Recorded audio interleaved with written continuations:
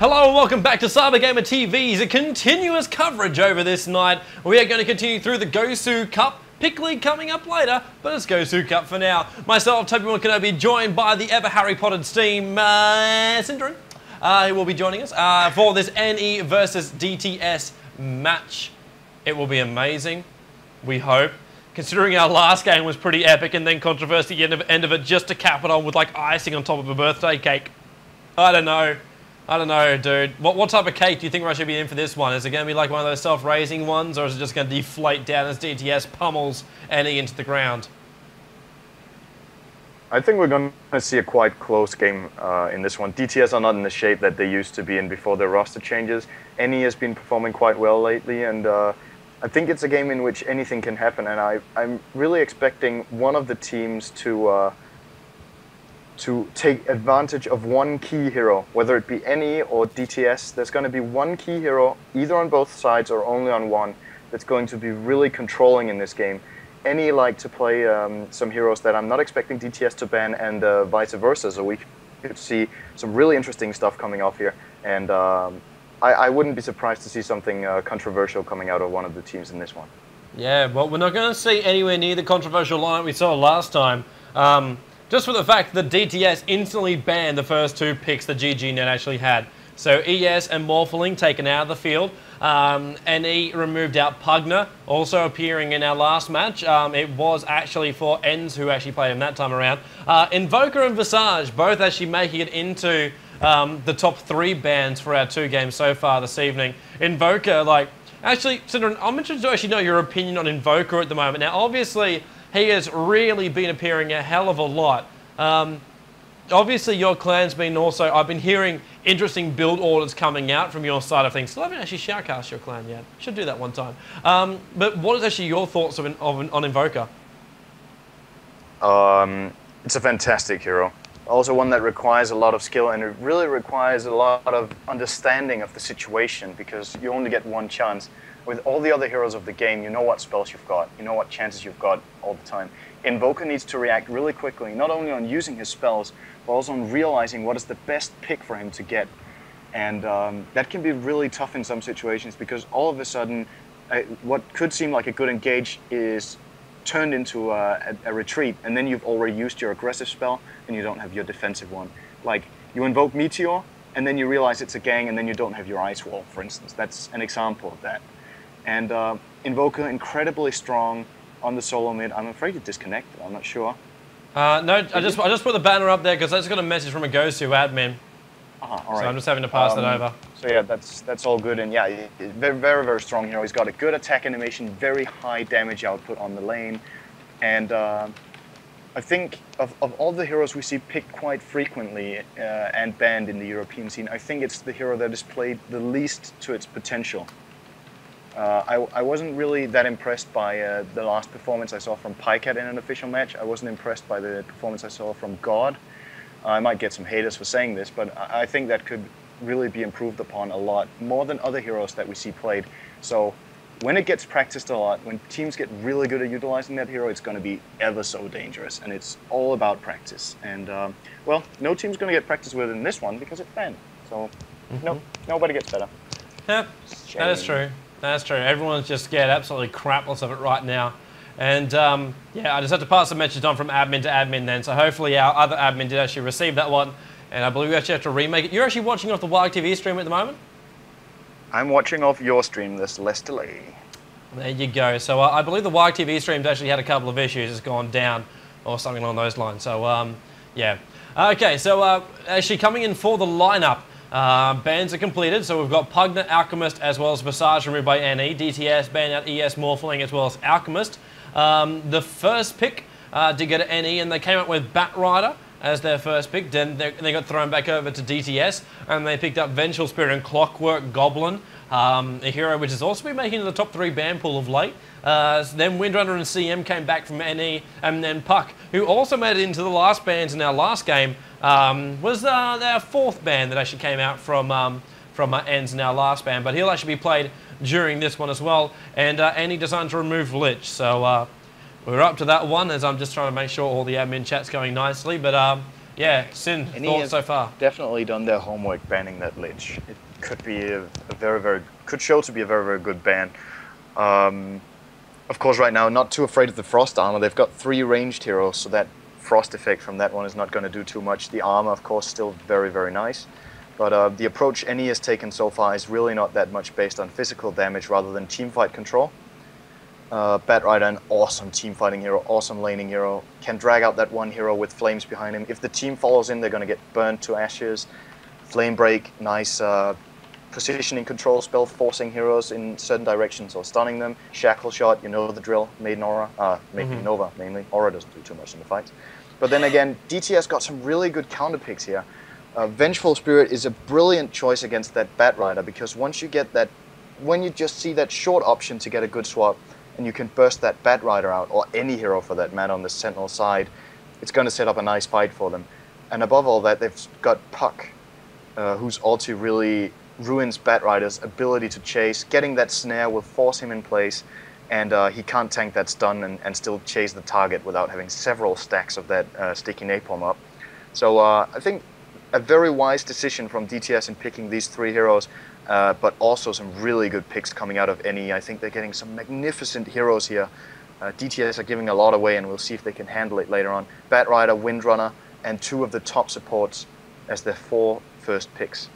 And looks like NS thought they might actually try and pick Potamop as their last. So, well, he's banned him off. So Razor, Potom, Chen, as well as Lich joined the ban pool as well. Just to let everybody know too, there'll be a remake after this one. I believe the Wag TV stream has gone down, so it will be remade. At the moment, this is actually the only place anybody can see this game. This is why, Syndran, I like to actually be inside the game.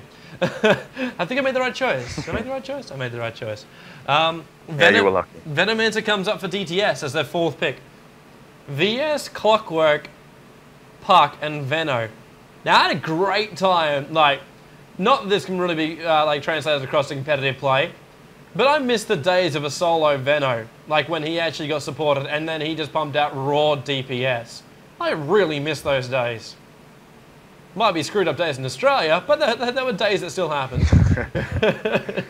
I don't think it's what we're going to see in this game. The Veno's not going to be solo.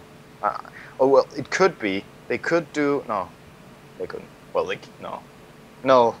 No, it's not going to happen. What are you thinking? No matter how I set up these lanes, it's going to be shit. He's not going to solo. And now if he's solo, I might as well go shoot myself. But no, I don't. Okay, we're going to hold him to that one. Syndran will have a live suicide if Venomancer solos. Actually, someone put out a big thing. Doom's not even been put into the lineup. That could be a pick for any like using that. And hero, Broodmother. It doesn't fit the line. Yeah, they could get Doom here. They would have to trial in it, and they wouldn't have too much late game, but their mid game would be so devastating. Doom on that Puck is going to mess up DTS's lineup, or on the Veno, so he doesn't get his ultimate off. Really going to mess up their fights. Got a pretty strong trial lane. 2 good long range supporters along with Doom is not a bad trial lane at all. Windrunner, strong solo, Batrider, strong solo. I think that's a very interesting idea. Could really be what any are going for. It's going to be a Bloodseeker. Okay, fair enough. Okay, I'll go for that. Bloodseeker. He is like the... he is one of the most frustrating heroes to play against. Because I'm one of those people that always find myself out of position. And the second he casts Rupture on top of you, you know you're dead. One person, like even as like me, like you're on the top of a ramp instead of at the bottom of a ramp. And it's like, oh no, hang on, no, I'm screwed. That's literally what I feel. Yeah, and Drow Ranger it's for an NS. Interesting choice. Yeah, Drow. Yeah, now they're going to get the big carry. But the interesting choice here is that they've got Rupture together with Batrider, meaning that Batrider pulls the target with Rupture on, it just dies. He's going to move him in the flames with Rupture on, if they want to do that. Not necessarily, because it's 2 ultimates for 1 hero.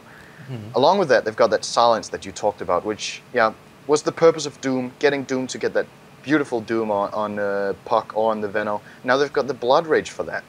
And I think if that Bloodseeker gets off to a good start, he can really prove powerful in this game. It's not a hero you should discard at all. It's a very, very, very strong hero. Yeah. But it can backfire, like any other hero. And its weakness is if it gets owned in the lane, It's got such a far way, no, not a far way, it's got a long way back. It's a melee hero, it doesn't have a farming skill, and that means if it's dominated, it can stay dominated forever without help. And that's what we're going to see. And if DTS see the opening, and if they get a good start on that Bloodseeker, that's really going to cripple any. But the other way around, good start for him, he can dominate the entire game. That's what I was talking about, that special pick coming off from one of the teams. And this Bloodseeker could really do that this game. Yeah, that he could. Just got to kick off the randoms who are joining into the game right now. And we should actually have our Wild TV man coming in just a moment. There we go. He's now into the game. So with that said, we will actually have our rollout. So the drafting has been done. Let's see how we go. My favourite hero is appearing for the Scourge side. Thank you very much, NS, for picking that one up. It's this lovely lady right here. Will Bloodseeker be stronger? It's the question. It's the question.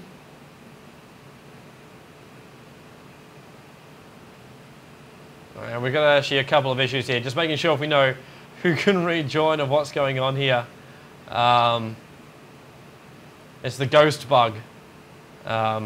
It's Link, go. It's fine. It's fine. We'll go. Alright. No, we won't. He'll leave. Awesome. Awesome. Alright, so he comes back in again. Fine now. Now it's the Link, and we should actually start. For start, there we go. Cool, awesome, groovy, and we're into the game. Wow, that wasn't hard. 6.69C, guys, so it's not the new version of Dota which has come out. We are still living in the past for the moment. For the moment.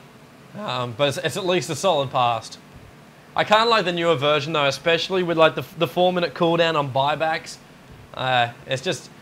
I just like what that's actually going to do to the game. The point of ricing is now gone. The point of engaging is now there, especially once you hit that 40-minute mark. So now we'll see team roll out. How are we going to go? We're going to have Double A.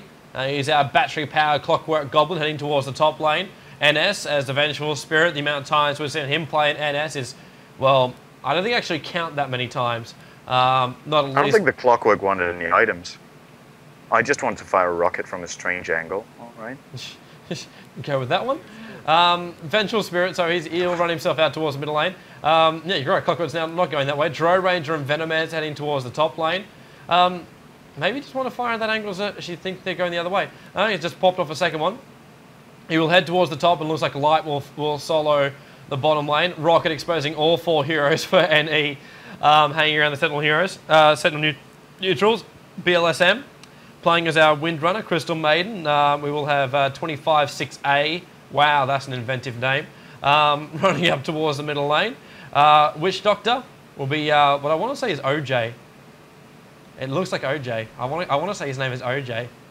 Especially considering he's playing... she's playing a yellow character, not the orange character. That would have been funny though. Link on the bottom lane playing as a Bloodseeker. And looks like we have a Bat Rider, Calc, with a Healing Slayer of 3 Tankers and a Stout Shield. Waiting in that mid section. Who is he going to lane against on mid? That's going to be interesting to see. What is the setup for middle lane? Mid will be Puck actually. Light's move to mid, and Clockwork Goblins heading towards bot. Choice. Yes.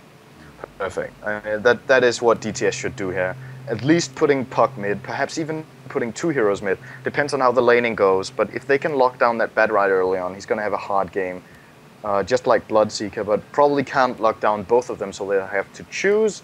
And that Bloodseeker has no regen whatsoever, but he's going to play a solo, though, which is really good for him. He's going to play against that solo bottom Venomancer, I think it was, and he could handle that.